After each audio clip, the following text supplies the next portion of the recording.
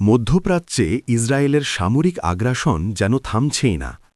গাজার দীর্ঘ ২ বছরব্যাপী হামলার পাশাপাশি সিরিয়া ও আশেপাশের দেশগুলোতেও ইসরায়েল ক্রমাগত আক্রমণ চালাচ্ছে।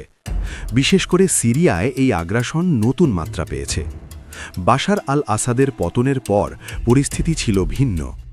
বিদ্রোহী নেতা আবু মোহাম্মদ আল জোলানি ক্ষমতা থেকে সরার পর আহমদ আল সারা সিরিয়ার অন্তর্বর্তী প্রেসিডেন্ট হন। প্রথমে তিনি শান্তি প্রতিষ্ঠার সংকেত দিয়েছিলেন এবং দামেস্কের নতুন গভর্নর মাহের মারওয়ানও জানিয়েছিলেন, ইসরায়েলের সঙ্গে আমাদের কোনো শত্রুতা নেই। কিন্তু গাজার ইসরায়েলি হামলা চরম পর্যায়ে পৌঁছায় এবং ফিলিস্তিনিদের হতাশ করে। ১ বছরের মধ্যে পরিস্থিতি ৩৬০ ডিগ্রি পরিবর্তিত হয়।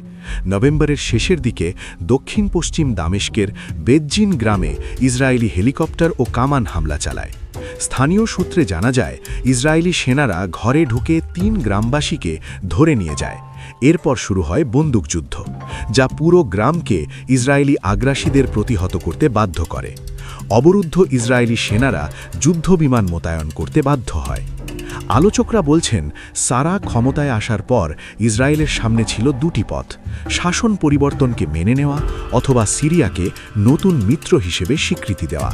কিন্তু ইসরায়েল বেছে নেয় বৃহৎ আকারের বোমাবর্ষণ, যা সিরিয়ার বিমান বাহিনী ধ্বংস করে, নৌবহর ডুবিয়ে দেয় এবং আকাশ প্রতিরক্ষার রাডার নষ্ট করে।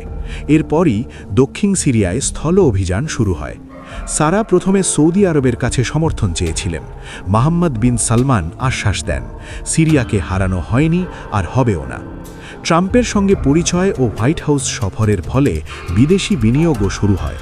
কিন্তু গত সপ্তাহে আইএস হামলায় ২ মার্কিন সেনার মৃত্যু ইস্যুতে ট্রাম্প কোনো প্রতিক্রিয়া দেখাননি। এর ফলে ইসরায়েল কূটনৈতিক ফ্রন্টে বেশ বিরক্ত। নেতানিয়াহু শপথ করেছেন, দক্ষিণ সিরিয়া ছাড়ব না। তিনি এই যুদ্ধকে ক্যান্সার অপারেশনের মতো উল্লেখ করেছেন, অর্থাৎ এটি অন্তহীন।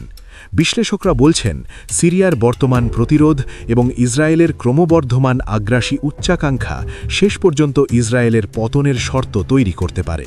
তারা ভবিষ্যৎবাণী করছেন, একসময়ে ইসরায়েল এই দ্বন্দ্বে নতি স্বীকার করবে আর পরিস্থিতি তার নিয়ন্ত্রণের বাইরে চলে যাবে।